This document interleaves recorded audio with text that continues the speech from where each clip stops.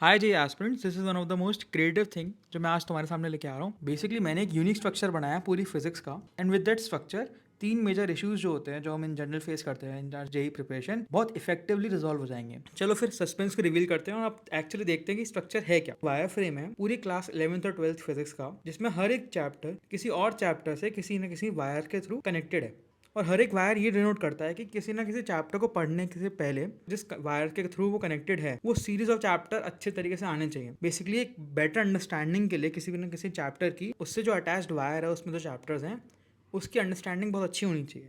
How it's different from जो हम पढ़ते हैं इन जनरल 11th-12th में, जो एक टिपिकल स्टडी स्टाइल होती है उससे कैसे डिफरेंट है ये। इन जनरल हम जो पढ़ते हैं वो एक लीनियर मैप में थ्रू पढ़ते हैं। बेसिकली एक फर्स्ट चीज़ पढ़ी, फिर उसके बाद एक और चीज़ पढ़ी, फिर थर्ड चीज़ पढ़ी, और ऐसे ऐसे पूरा 11th कवर करते हैं, उसके बाद 12th कवर करते हैं। But is it necessary? जैसे मैं तुम्हें एक शो करता हूँ एग्जाम्पल के थ्रू। Suppose I want to study gravitation, तो हम ग्रेविटेशन कहाँ स्टडी करते हैं? क्लास 12th में, राइट?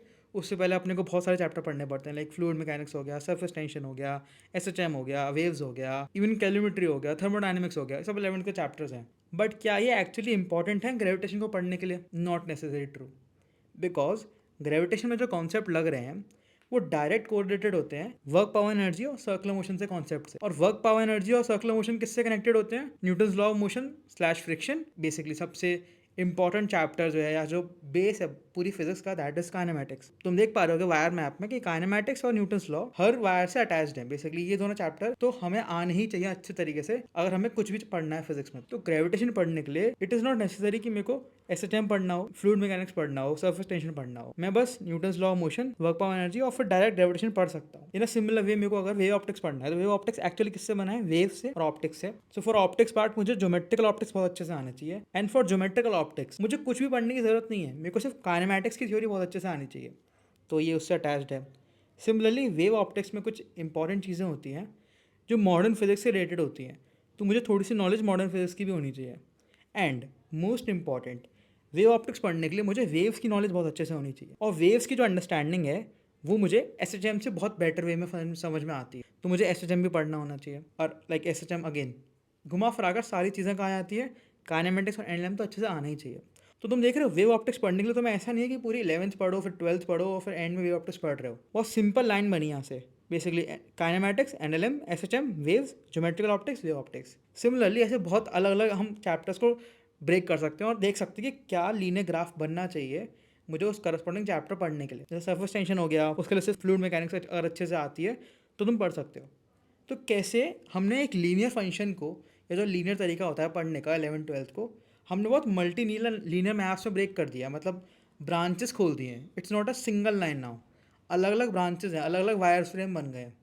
अब क्या होगा ना, इस वायर फ्रेम के ब्रांच आउट करने से बहुत बड़ा एप्लीकेशन आने वाला है। तो उस एप्लीकेशन को डिस्कस करने के लिए मैं तीन मेजर इश्यूज पहले डिस्कस करूंगा। So let's not further wait and start करते हैं पहले इशू के साथ। पहला issue is all about backlog. Around 90% students होंगे जिनका कहीं ना कहीं बैकलॉग किसी ना किसी चैप्टर में होता ही है। एंड जो मेन रीजन है बैकलॉग के होने का is lack of structured plan. Basically हमारे पास एक स्ट्रक्चर्ड प्लान नहीं होता जो हमारे लाइक माइंड में फिट हो और इसके थ्रू हम फॉलो करें तो बैकलॉग कवर हो जाए। जैसे बहुत रैंडम होती है हर चीज़ें।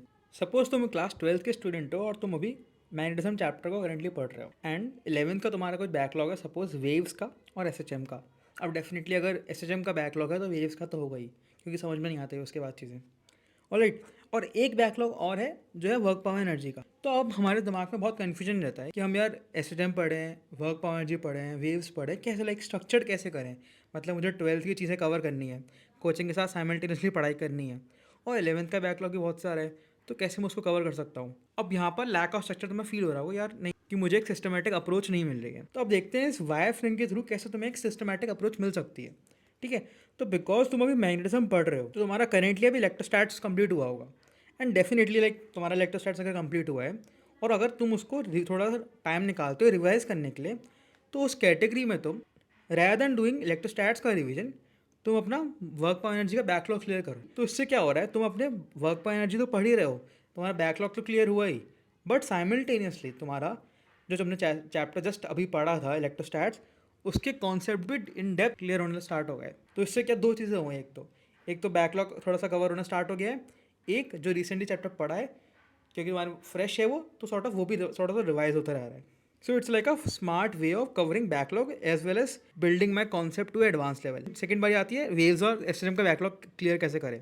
तो उसके लिए तुम अब थोड़ा पेशेंस शो करना पड़ेगा, बिकॉज तुम्हें पता है जब तुम मैग्नेटिज्म चैप्टर को कंप्लीट कर लोगे, जब उसके बाद ईएमआई पढ़ोगे एंड आफ्टर स्टडिंग ईएमआई जब तुम ईएम वेव्स पढ़ते हो, तो जब तुम ईएम वेव्स चैप्टर पढ़ रहे हो तो वो डायरेक्टली कोरिलेटेड है वेव से एंड एसएसएम से। तो तुम्हें अपना बैकलॉग वेव्स का उस पर्टिकुलर टाइम में क्लियर करना है। तो इससे क्या होगा कि तुम्हें अभी एंशियस होने की जरूरत नहीं है कि मेरा एसएसएम का बैकलॉग क्लियर कब होगा। वो डेफिनेटली क्लियर हो जाएगा जब तुम ईएम वेव्स पढ़ोगे, बिकॉज तुम्हें पता है कि ईएम वेव्स को अच्छे से समझने के लिए मुझे वेव्स और एसएसएम को पढ़ना ही पड़ेगा अच्छे से।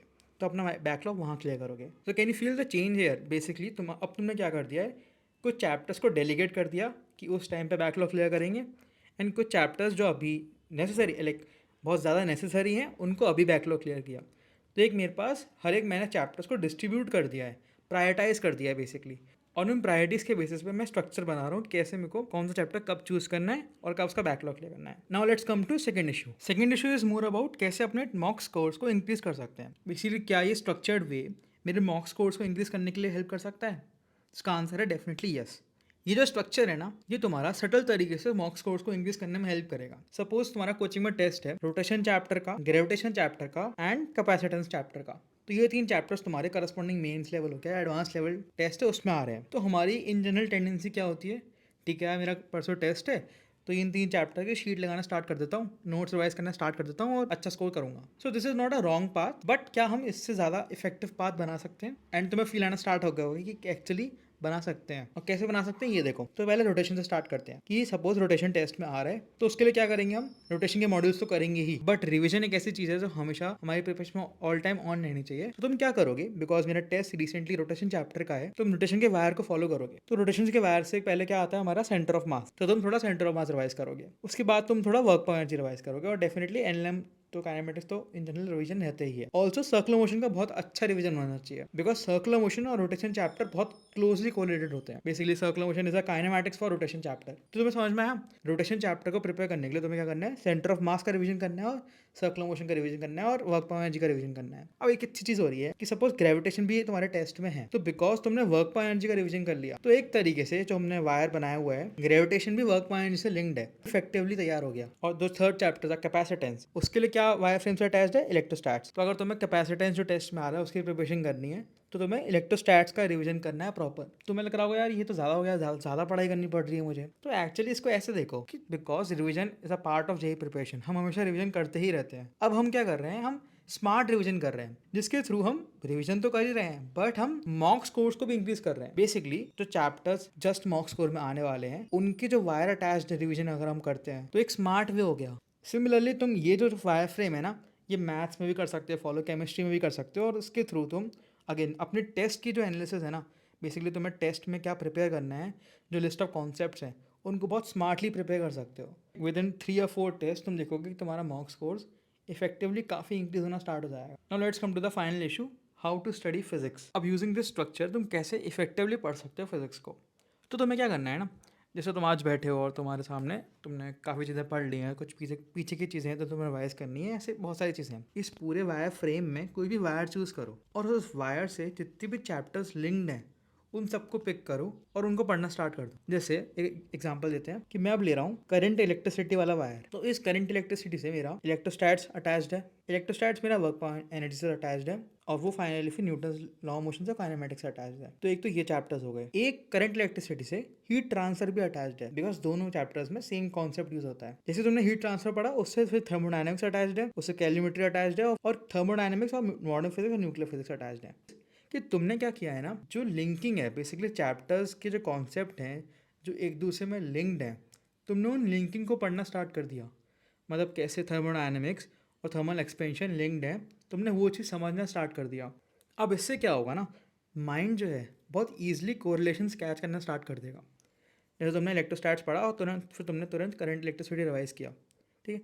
तो बिकॉज करंट इलेक्ट्रिसिटी में प्रॉपर एप्लीकेशन हो रहा है इलेक्ट्रोस्टैट्स का, तो जो इलेक्ट्रोस्टैट्स के जो कॉन्सेप्ट्स हैं वो बहुत ज़्यादा डेप्थ में बिल्ड हो गए। Similarly after studying current electricity, अगर तुम हीट ट्रांसफर पढ़ते हो तो जो हीट ट्रांसफर में करंट इलेक्ट्रिसिटी के कॉन्सेप्ट यूज़ हो रहा है, जैसे करंट ट्रांसफर वाला कॉन्सेप्ट यूज़ हो रहा है, बहुत अलग अलग कॉन्सेप्ट यूज़ हो रहे हैं, वो बहुत अच्छे लेवल पे बन जाते हैं। अब सिंस उनके कॉन्सेप्ट एक दूसरे से कोरिलेटेड हैं तो तुम बहुत इफेक्टिव वे में स्टडी कर रहे हो अब कि तुम्हारे सामने एक प्रॉब्लम स्टेटमेंट है।